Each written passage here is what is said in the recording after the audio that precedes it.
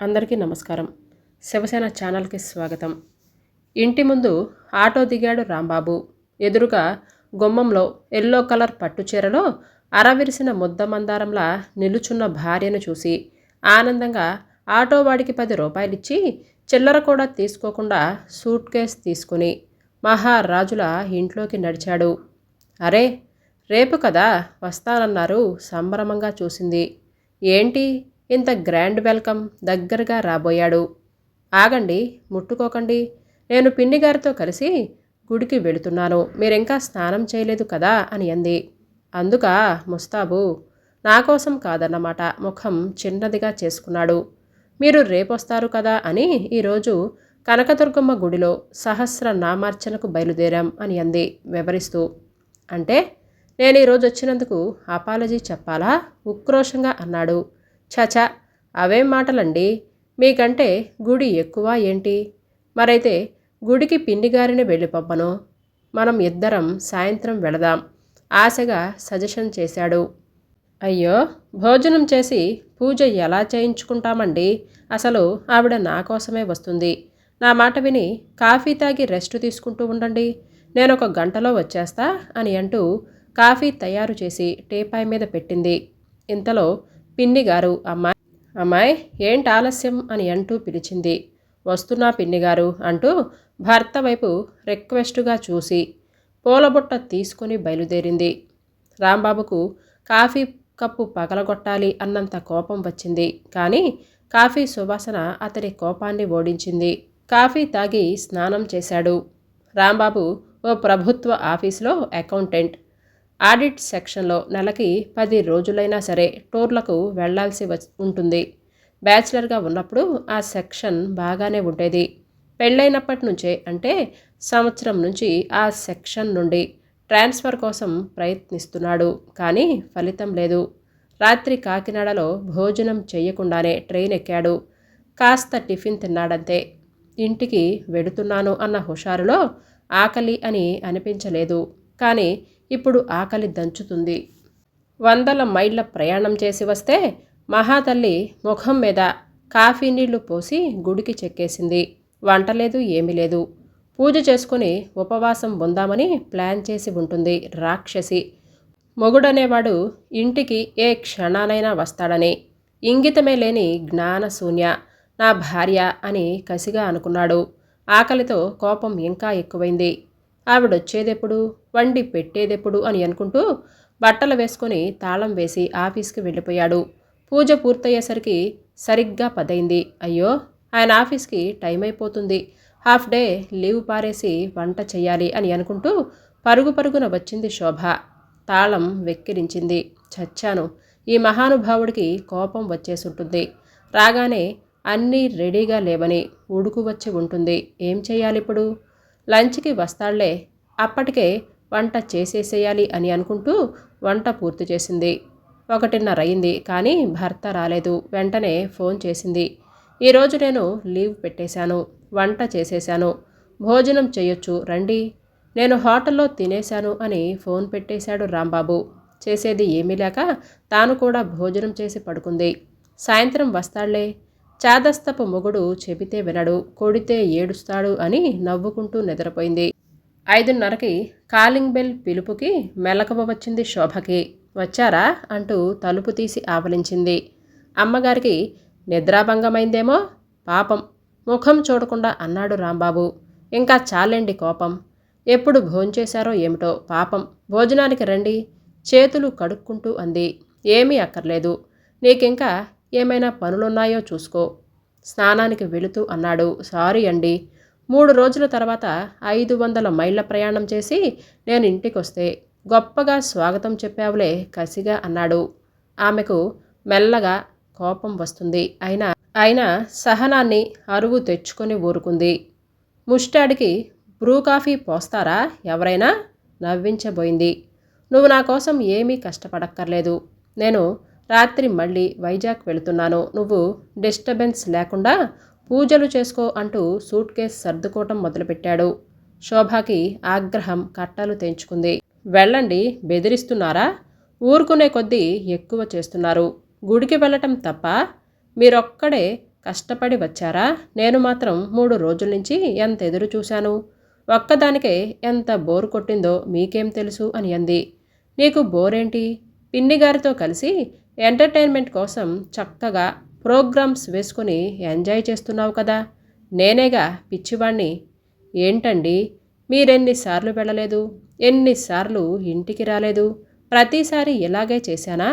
ఇంత గొడవ చెయ్యాలా ఏంటి అంటే నేను ప్రాణనాథ అంటూ పానాసారం పడుకొని ఉండాలా మీకోసం అని అంది. ఎవరుండమన్నారు? నీ ఇష్టం వచ్చినట్లుగా ఉండు అని అంటూ సూట్ కేస్ తీసుకుని వెళ్ళిపోయాడు రాంబాబు. ఒక్కసారిగా దుఃఖం ముంచుకొచ్చింది. ఆయన రాక కోసం ఎంత ఎదురు చూసింది. అమ్మవారి పూజ చేస్తే ఎలా అయిందేమిటి అని ఆలోచిస్తూ కూర్చుంది. తెల్లవారగానే ఒక నిర్ణయం తీసుకుంది.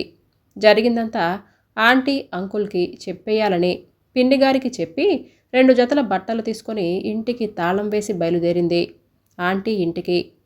ఆంటీ శాస్త్రి గారి భార్య. మా ఆయన రాంబాబు శోభ పనిచేసే ఆఫీస్లో అసిస్టెంట్ మేనేజర్. పెళ్ళిళ్ళు చేసి పుణ్యం సంపాదించుకోవాలి అని అనుకునే మనిషి. పక్కపక్క సెక్షన్లో పనిచేస్తున్న శోభ రాంబాబుల కులగోత్రాలు శాఖలు ఆరా తీసి ఇద్దరితో మాట్లాడిన తర్వాత పెద్దలను పిలిచి మాట్లాడి పెళ్లి చేసింది. ఆయనే ఈ సంబంధం కుదర్చటంతో ఎక్కడిదో బీరకాయ పీచు బంధుత్వం కూడా కలిసింది. దాంతో రాకపోకలు చేసుకునే చనువు వచ్చింది. అందుకే ఇప్పుడు శోభ సరాసరి బట్టలు తీసుకుని శాస్త్రి గారి ఇంటికి వచ్చేసింది. విషయం ఇంట్రడక్షన్ ఇచ్చింది వస్తూనే ఆంటీ గారికి. ఆవిడ కాఫీ ఇచ్చి, అబ్బాయికి ముక్కు మీద కోపం ఉందన్నమాట, ఇన్ని రోజులు చెప్పావు కాదే అని అన్నారు నవ్వుతూ. అక్క తన స్నేహితురాలితో కలిసి నువ్వు చిన్న పిల్లవు, మాటల్లో పనికిరావని వెళ్ళగొట్టేసినట్లు. కోపం వచ్చిన చిట్టి చెల్లాయి తల్లి దగ్గరికి పోయి ఇన్ని రోజులు. అక్క అమ్మకు తెలియకుండా తీసుకుపోయిన బెల్లం చింతపండుల రహస్యం చెప్పేసినట్లుగా రాంబాబు గురించి మొత్తం చెప్పేయాలి అని నిర్ణయించుకుంది. ఇన్ని రోజులు ఆడదానికి సహనం ఉండాలి, ఇంటి గుట్టు దాచాలని కోరుకున్నానాంటీ. ఇక మీకు చెప్పకుండా ఉండలేను అని అంది దృఢంగా. పేట లాక్కొని కూర్చొని ఉల్లిపాయలు వలుస్తూ. ఆంటీ గారు కూరలు తీసుకొని కత్తిపేట ముందు కూర్చున్నారు. అసలు ఆయన వట్టి అనుమానపు మనిషి ఆంటీ అని అంది బాంబు పేలుస్తున్నట్లుగా. ఆవిడ వంకాయి కసుక్కున తరగబోయి ఆగిపోయారు. ఆశ్చర్యంగా అన్నారు, ప్రొసీడ్ అని ధ్వనించేటట్లు. శోభ గొంతు సవరించుకుంది. ఎంతసేపు? మీ సెక్షన్లో పుల్లారావు మంచోడు కాదు, దొంగచూపులు చూస్తాడు, నువ్వు మాట్లాడకు. ఎల్లారావు మంచోడు కాదు, పుచ్చుజోకులేస్తాడు, నువ్వు నవ్వకు అని అంటూ ఒకటే నస. నేను ఆఫీసులో 2 ఏళ్ల బట్టి పనిచేస్తున్నాను, నాకు తెలియదా ఆంటీ అని నిట్టూర్చింది. ఆయన ఒక శాడిస్ట్ ఆంటీ అని అంది.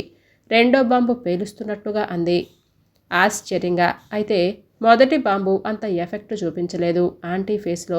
నా ఫ్రెండ్స్ ఇక్కడే ఉంటారు ఆంటీ, ఎప్పుడైనా వాళ్ళతో వెళ్ళి ఒకరోజు గడుపుతాను అంటారు, ఒప్పుకోరు. నువ్వు లేకుండా నేను ఉండలేను అంటారు, అంతా ఒట్టిదే ఆంటీ. నేను నా ఫ్రెండ్స్ దగ్గరికి వెళ్ళి ఎక్కడ సుఖపడిపోతానో అని ఈయనకి ఈర్ష అన్నమాట. వాళ్ళేమో నవ్వి బానిస బుద్ధువని తిడతారు అని చెప్పింది. తల పంకించారాంటీ. ఇంటికి ఎవరైనా చుట్టాలొస్తే చాలు ముఖం ముడుచుకుంటారు. నువ్వే రమ్మని ఉత్తరం రాసుంటావు అని అంటారు. ఎందుకు? రాత్రి తన బెడ్ వదలాల్సి వస్తుందని భయం చెవిలో చెప్పింది. ఆ తర్వాత ఆంటీ ఒక్క నిమిషం గుర్తు చేసుకునేందుకు ఆగింది. ఆయనకి స్వతంత్ర భావాలంటే గిట్టదాంటీ. నాకు ఒక వ్యక్తిత్వం అంటూ ఉండకూడదా? ఏంటమ్మా అని అంది. ఇద్దరం బజార్కి వెళతామనుకోండి, ఆయనకు నచ్చిన చీరనే తీసుకోవాలి. నేను చామన ఛాయ్ కదా, ఆయన గారికి అక్కడ చిలకపచ్చ రంగు చీరలు, ముదురు నీలం రంగు నలుపు మీద తెల్ల చుక్కలున్న చీరలు సెలెక్ట్ చేస్తారు. అవి నాకు బాగోవండి అంటే అతనికి వెంటనే కోపం వస్తుంది. నువ్వు కట్టుకునేది నా కోసమే కదా, నాకు నచ్చితే సరిపోదా అని వాదన. మళ్ళీ ఎక్కువ ఊర్లు తిరుగుతూ ఉంటారు కదా, అక్కడ కనపడిన అందమైన చీరలు బోలెడు రేటు పోసి తెస్తారు. అంత డబ్బులు తగలేసి పిచ్చి చీరలు తెస్తే మీకు మాత్రం బాధయిదా ఆంటీ చెప్పండి అని అంది. అవును కదా మరి అన్నారావిడ కూరలు కొయ్యటం ముగించి. చీరలో నా ప్రేమ చూడు, డబ్బులు చూడకు అని అతి తెలివాంటీ. అయ్యో, ఆయనతో కష్టాలు అన్నీ ఇన్ని కావు. తల్లి లాంటి వారని మీకు అన్నీ చెప్పేశాను అని అంటూ వలిచిన ఉల్లిపాయల బుట్టకు ఎత్తుతూ అంది. నువ్వేమీ బాధపడకమ్మాయ్ అని అన్నీ ఆయన చేత కడిగించేద్దాంలే అని అంది. ఇంకా అనవసరం ఆంటీ, ఆయనకి నాకు పడదు. శోభనం రోజు ఎంతో అందంగా మల్లెపూల జడ కుట్టారా? ఈయనంటారు, మల్లెపూలెందుకు కుట్టారు? చామంతులైతే బాగుండునే. నేనప్పుడే అనుకున్నాను, ఇలాంటి లోకవిరుద్ధం మనిషికి నాకు సరిపడదని. కానీ కళ్యాణగీత అలా ఉందని నేను సరిపెట్టుకున్నాను. ఇక నా వల్ల కాదంటీ. ఈ దుర్వాసుడితో నేను పడలేను. ఈ సంసార రథం ఏడ్చలేను అని అంది. మా పెళ్ళి మీరే చేశారు కాబట్టి మాకు విడాకులు కూడా మీరే ఇప్పించి పుణ్యం కట్టుకోండి అని అంటూ ఆంటీగారి భుజం మీద తలవాల్చి కన్నీళ్లు టపటపా కార్చింది శోభ. తప్పకుండా అమ్మా. ఆంటీ, ఈరోజు ఆదివారం కదా. అప్పటికి 3 రోజులైంది రాంబాబు వైజాగ్ వెళ్ళి. ఉదయమే రాంబాబు దిగుతాడు అని ఊహించింది శోభ. అందుకే పొద్దున్నే కాఫీ తాగింది. లాయన్ని కలిసి వస్తానాంటీ అని అంది. 9 గంటలకే రాంబాబు ఇంటికి చేరుకొని ఇంటికి తాళం వేసి ఉండటం గమనించాడు.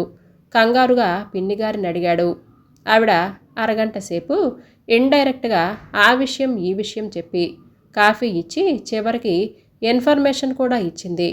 తాళం తీయకుండానే శాస్త్రిగారి ఇంటికి పరిగెత్తాడు రాంబాబు. శోభ వచ్చిందా అండి? తలుపు తీయగానే అడిగాడు రాంబాబు. శోభ వాళ్ళ ఫ్రెండు ఇంటికి వెళ్ళిందని ఆవిడ అబద్ధం చెప్పింది. ఏంటిది రాంబాబు? శాస్త్రిగారు ఆప్యాయంగా అడిగారు. రాంబాబు బరస్ట్ అయ్యాడు. అంతా నా ప్రారబ్ధం అని అంటూ కళ్ళనీళ్లు పెట్టుకున్నాడు. ముందు కాఫీ తాగి వివరంగా చెప్పు అని అంటూ కాఫీ ఇచ్చారు. అసలేంటి సంగతి? శాస్త్రిగారు అడిగారు. మా ఇద్దరికి కుదరదండి అని అన్నాడు రాంబాబు విషాదంగా. ఎందుకని? ఎందుకంటే శోభ అస్సలు నన్ను అర్థం చేసుకోదు. వీడేం మొగుడు అని అన్నట్లుగా చూస్తుంది. ఎప్పుడు ఫ్రెండ్స్ అంటుంది. సినిమాలకి షాపింగ్లకి వాళ్ళతో వెళ్తాను అని అంటుంది. నాతో షాపింగ్కి రమ్మంటే పిల్లిని చంకనేసుకొని వెళ్ళినట్లుగా ఉంటుందట. నాకేమీ తెలియదట. అయోమయానట. తన హాస్టల్ మేట్స్తో కలిసి ఆ రోజులు గుర్తు చేసుకోవాలి అని ఉంటుందట. రోజు రాత్రి కూడా ఫ్రెండ్స్ ఇంట్లో ఉంటుంది. నేనెక్కడ ఒక్కడే ఏడుస్తాను అన్న ఇంగితం కూడా ఉండదు అని అన్నాడు. బాగానే ఉంది. కొంచెం చిన్నపిల్ల వేషాలు వేస్తున్నట్లుగా ఉంది బాబు అని అన్నారు ఆంటీ గారు. పక్కింటి పిన్నిగారితో గుళ్ళకి గోపురానికి తిరుగుతూ ముసలి వేషాలు కూడా వేస్తుందండి. అంతేకాదు, మాట్లాడితే చిరంజీవంటూ ఎగురుతుంది. ఘోరంగా అభిమానిస్తుంది. నాకు తల కొట్టేసినట్లుగా ఉంటుంది అని అన్నాడు. దాందేముంది రాంబాబు, మీ ఆంటీ కూడా ఎన్టీఆర్ని అభిమానించిందేలే. శాస్త్రిగారు నవ్వుతూ అన్నారు. ఎన్టీఆర్ అంటే ముసలాయన. ఆయన్ని అభిమానించిన తప్పులేదు అని అన్నాడు రాంబాబు. ఇప్పుడు ముసలాడయ్యా, కానీ మా చిన్నప్పుడు ఆయన కుర్రాడే కదా అని అన్నారు శాస్త్రిగారు. అయినా పిన్నిగారు మహాసాధ్వి, పూజనీయురాలు. ఆవిడకి శోభకి పోలికలేంటంకుల్? ఇప్పుడంటే పెద్దదై పూజనీయురాలైంది. కానీ మా పెళ్ళికి ఆంటీ 16 ఏళ్ల పిల్లే కదా అని అన్నారు శాస్త్రిగారు. అంటే ఇప్పుడేమంటారు? ఇంకో 20 ఏళ్ల తర్వాత శోభ కూడా పెద్ద ముత్తైదువు అవుతుందంటారా? అంతవరకు నేను ఆవిడతో వేగాలంటారా? అంతేనా? ఆవేశపడ్డాడు. చూడు నాయనా, శోభ ఇప్పుడు లాయర్తో విడాకుల విషయం మాట్లాడటానికే వెళ్ళింది.